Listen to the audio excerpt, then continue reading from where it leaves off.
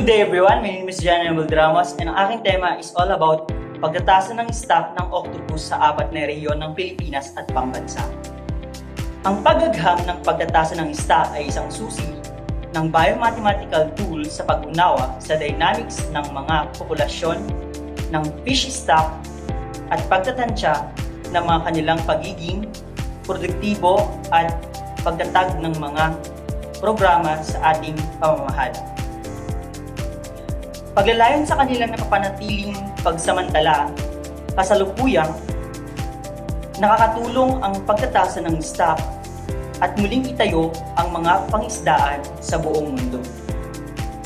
Sa pamamagitan ng paggamit ng mga rate or ng pagsamantala sa pinakamababa or maximum sustainable yield or MSY, kalahati sa mga pinaka-pinag-aaralan ng ecosystem sa ngayon ay bagaman karamihan sa mga nasusuri ng stock sa buong mundo ay nangangailangan ng muling pagtayo at pag-unlad galing kay Gilmore. At natagpuan ni Ovando na ang mga pangisdaan na siyentipikong ginamit at tinasa ay aktibong pinangasiwaan ayon sa mga resulta ng mga pagtatasa.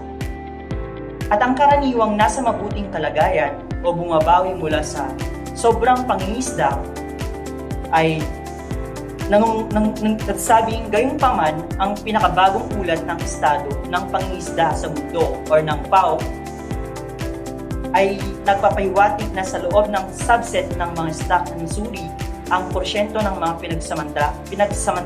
pinagsamantalahan sa mga biological or sustainable na rate ay patuloy na bumababa na umaabot ng 65.8% noong 2017.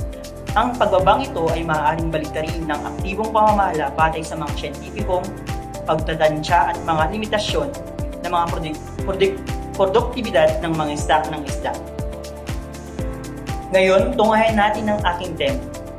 Ang octopus fisheries ay isang espesyal na kaso dahil panandalian lang ang stock ng octopus na may mabilis na dinamika at ang kanilang pagsamantala ay karaniwang isinasagawa ng maliliit na sukat at pangisdaan. Kaya ang pagkolekta ng data ay posibilidad na maging kulang or ginawa ng silang data poor or data limitadong pangisdaan ng nangangailangan ng espesyalidad, mga kasangkapan para sa kanilang pagtatasa. Ito ang sitwasyon sa mga octopus fisheries sa Pilipinas, kung saan ang pangingisda ay sinasagawa ng maraming mga artisanal na pangingisda at ang tanging magagamit na impormasyon ay tumutugma sa mga landing. So ayon sa mga rehiyon at sa pambansang kabuuan, karamihan sa taunang mga hakbang sa oras kahit na ang ilan sa mga ito ay ginawang available sa quarterly time at hakbang para sa mga layunin ng pagtatasa ng stock. Sa pag-aaral nito, ang mga datos ay pinagsama-sama sa taunang mga hakbang sa oras. Ngayon, ang aking metodolohiya ng pagtatasa ng stock na ginamit sa pag-aaral na ito ay binubuo ni Frost et al. At ito ay tinatawag na paraan ng CMSY. Ito ay batay sa pinagsama-samang sobrang produksyon ng konsepto o biomass dynamics ng mga modelo. Kay Frost et al. At simulan mula sa idea ng landing time series ay ginagawa ng biomass time series at pagiging produktibo na stock at ang pagkakaroon ng nagagamit na serye ng oras ng mga landing. At ang postulateng ang angtas ng produktibidad bilang probabilistic at ng hypothesis ang kanilang pamamaraan ay nalulutas ng biomass time series sa Monte Carlo, mga pagsakatuparan ng productivity at hypothesis sa susunod at pagkakaroon ng Monte Carlo realization ng biomass time series.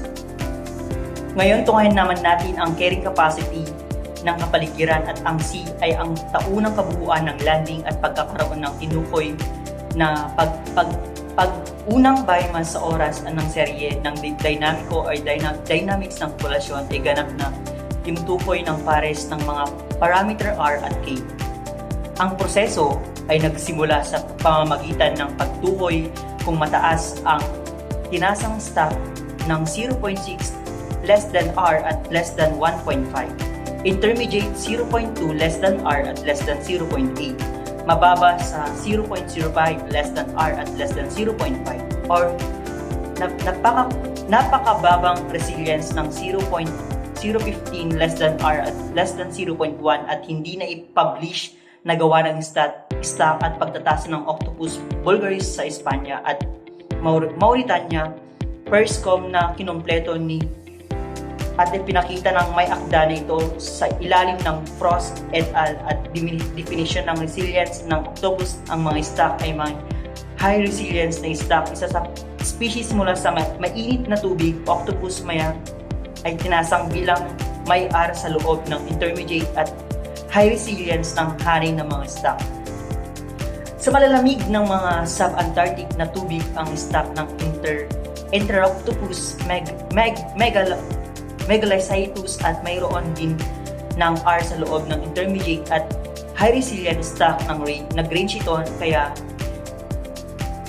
ito ay magtrabaho ang octopus stock sa Pilipinas at tinutukoy bilang mga high resilient stock na ang proseso ay magpapatuloy sa pamamagitan ng pagnawa na kahit na maaaring mahulog ang R sa paunang natukoy ay nahanay.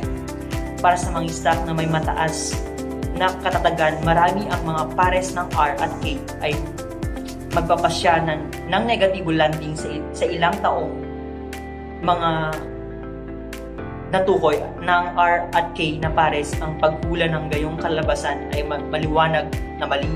Sa makatuwid, ang paraan ng CMSY ay nagsala ng out laban sa lahat ng R at K pares na gumagawa ng anumang negatibong landing na sumusunod ng isang naunang hanay para sa K. So, bilang resulta ng malawak na pagkalat na ito ng viable R, mga pares na K, ang 95% na agwat ng kumpiyansa para sa K ay napakalawak din mula sa 2,000 na mahigit at 8,000 tonelada sa Panel C Blue at patayong linya at talayan ng dalawa at hanay ng R at naayos sa pamagitan ng kahulugan ng stock bilang mataas na katagan. Itong original na statistical na kawalan ng katiyakan ay sinasailalim sa malawak na kumpiyansa ban para sa kamag-anak ng biomass sa karamihan.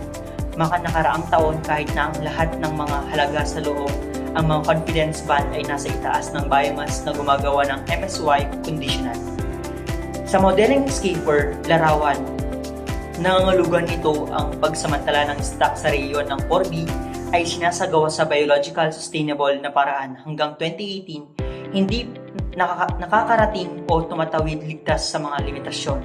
Gayunpaman, ang rate ng pagsamantala ay mayroong dahan-dahang tumataas at pagtungo sa pinakamataas na antas ng sustainable explosion na malamang na maabot ng maximum sa loob ng ilang taon at sa susunod na mga buwan, gaya ng inaasahang mula sa simpleng pagtingin sa rate ng pagtaas ng series at ceteris paribus sa larawan.